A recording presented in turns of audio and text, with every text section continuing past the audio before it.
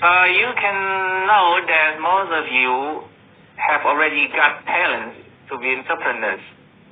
That is a good point because we are doctors and we are hard workers, and we have a good intelligent quotient, of course, and we are team players. So it's not really hard for you to be entrepreneurs. So tonight I want to discuss about young doctors technopreneurship for sustainable primary healthcare to anticipate fourth industrial revolution. Slide. This slide. This is the first batch of our leadership and entrepreneurship training. We have finished this few months ago. You can see that the two brothers at the upper part and the left upper part of this picture, both of them are the best participants in their training. So the left is Dr. Pingfu, and he is now our new elected chair in Raja Kumar movement. And at the right side is Dr. Hongti. So both of them were the best participants in the first batch of this training. So this is a picture of our training since last year until mid-year of this year. And thus I want to notice that if we do this training once a week, then we need 1 year, almost 1 year to finish it. Thus I recommend us to do this training in the second batch in a more frequent meeting, maybe twice a week or maybe 5 times a week. So we will spread out polling for gathering your answer about this, right? Slide, Jessica. This slide. Now we can see that artificial intelligence beats doctors at predicting heart disease deaths. So this is our threat for our career in the next future because robots can beat us. Okay, next slide, Jessica. And artificial intelligence or AI boosts cancer screens to nearly 100% accuracy. This is also a threat for pathologists who often do biopsies and etc. You can see that even robots can defeat you. However, you can see at the bottom part of my slide, however, we still need human touch. Thus, I'm still convinced that primary care will still exist in the next future because we insist on human touch in our service. So please don't really afraid of this advancement, right? Please, slide, Jessica. So what are the top 5 hottest fields in the future?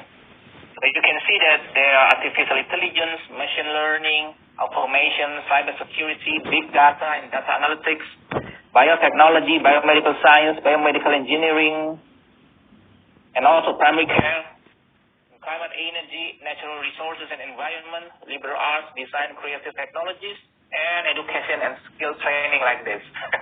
Okay, slide. Now, there are new medical specialties because of this technology advancement.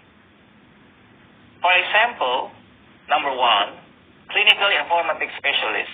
This is a brand new specialist since 2007 in USA. So it is an integration of healthcare sciences, computer science, information science, and cognitive science in order to assist in the management of healthcare information. And the second is medical virtualists. So this is all about telemedicine. You have seen the products of our sponsor from Katula. They have made telemedicine application, and they are now doing their pilot project in Indonesia, in India, and also Australia. So telemedicine specialists are an efficient way for health systems to deliver second opinions over telepsychiatry, telestroke services, and also virtual rounding and etc. So you should have special training if you want to deliver service by telemedicine platform.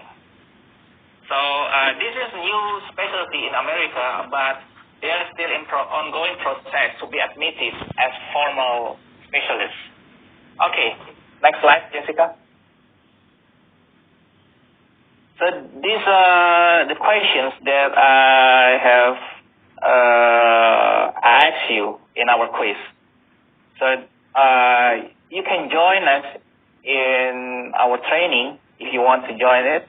You can see in the chat box, I will give you the link to register yourself if you want to be involved in our complete training. Okay, next slide. So this is the Industrial Revolution 4.0. So we have entered the Industrial Revolution 4.0. Based on the history, the Industrial Revolution 1.0, it was a mechanical production equipment. It's all about mechanical. And what about the 2.0? The 2.0 was all about electrical mass production. It's all about electrical. And also the internet era in the 3.0 industrial revolution. You can see that it was all about automated production. So all of this previous industrial era, all of them were empowering corporations. And what about 4.0 era? In 4.0 era, we have to empower people. Thus, I think that primary care will be still existed and will be sustained, will be a sustainable health services in the next future, because we used to empower people, we used to empower our patients, we used to empower our community, right? So thus, I think that in primary care we should also combine our service with technologies and also entrepreneurship and leadership, of course. You know that there are now many medical startup companies in technologies, and you can be one of them. For example, Katula has offered you to be one of their clients if you want to. And in the Industrial Revolution 4.0 era, there is scalable adaptability. So we have to adapt ourselves. It's not all about efficiency like the previous era, right? So in the previous era, we were doing things right. But now in 4.0 era, we are doing the right thing. That's the difference. And the impact on the society will be bigger than the industry in this 4.0 era. And it will blur the physical and cyber digital divide, and also will impact in socioeconomic aspects, industry, government, and also individual. So it's more complicated nowadays. You can see even I use Kahoot.it in our quiz, right? So it's an online platform to make an online quiz in a classroom. So thus, all of this advancement will be our next future, including in healthcare. Next slide, Jessica. So you can see that we started from first mechanical machine and also first assembly line based on electrical system and also based on internet system at the third stage of industrial revolution. And finally, we are now entering the industrial revolution 4.0. So it's all about cyber and physical systems. And the point is that we still need mechanical machine and also electrical system and also internet network, because without all of these previous technologies, of course, we cannot implement technologies in this 4.0 era, because we still need electricity and also internet, right? So that's also one of the most important points here. Okay, next slide. You can click this link. This is from World Economic Forum. It's all about Industrial Revolution 4.0. You can see it by yourself. Okay, next slide. I will share this slide for you. Slide. Okay. So, the previous slide, please. Okay. So entrepreneurship is a basic survival skill in modern era. And entrepreneurship is the act of being an entrepreneur or the owner or manager of a business enterprise who by risk and initiative attempts to make profits. But in early 19th century, French economist Jean-Baptiste Say provided a broad definition of entrepreneurship. He was saying that it shifts economic resources out of an area of lower and into an area of higher productivity and greater yield. So entrepreneurs create something new, something different. They change or transmute values. And to be a good entrepreneur, someone should have entrepreneurship spirit. And entrepreneurship spirit is not only about owning a business. So I have to repeat this. Entrepreneurship spirit is not only about owning a business, but also integrating various kinds of innovations to be really implemented. So you can work with other people, with your boss, with your companies. You still can be an entrepreneur. How come? Because you can be an intrapreneur. Intrapreneur is to implement entrepreneurship in your own company when you're still working with other people, with other bosses, right? So, and also you must notice that if you are a researcher, you also must have entrepreneurship spirit. Why? Because of course, you cannot just write down and print it your publication. There is just a paper. You must make a real product in the society. You also must make a real health service in your community. So of course, you should have an entrepreneurship skills to do this. So you can implement your research in a real setting, right? Maybe in the clinical setting or even in a business or in service. It's not only about business. Okay. So furthermore, regardless of the firm size or your company size, big or small, they can partake in entrepreneurship opportunities. Okay, next slide. First, there must be opportunities or situations to recombine resources to generate profits. And the second, entrepreneurship requires differences between people, such as preferential access to certain individuals or the ability to recognize information about opportunities. And the third, you should take the risk if necessary. And the fourth, the entrepreneurial process requires the organization of people and resources. Okay. Slide, Jessica. So this is just a summary. You can read it by yourself. Next slide. Okay. So if we have kind of all technologies, then we can make our environments becomes more greener, right? We can save our environments. That's the point of this picture. Okay, next slide.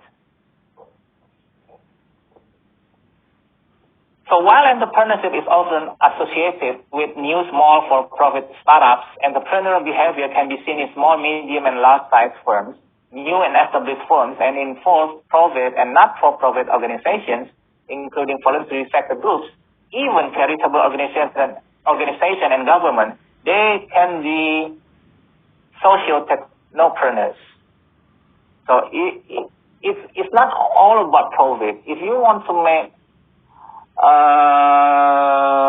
foundation or charity movement based on foundation organization, of course, you also need entrepreneurial skills, because you should convince other people to donate, right?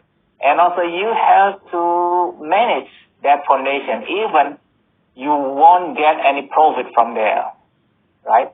So we call that as social partnership. Okay, next slide, Jessica. So these are the Entrepreneurial Scholars Program. So if you want to be entrepreneur, you can make a product or you can deliver specific service, or even you can be a social entrepreneur. So it's not all about making profit, right? And it's not all about business, but also you can be social entrepreneurs. You can deliver health services, for example, in pharmacies, for example, or you can make product like online platform like Capsula, telemedicine apps, or etc., or even you can make drugs. Okay, next slide.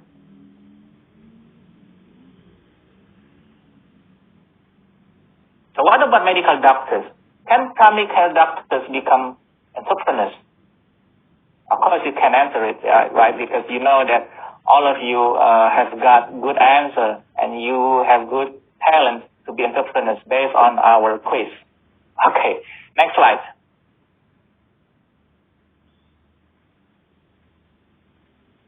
So once again, it's not all about profit. You can be social entrepreneurs. Next slide.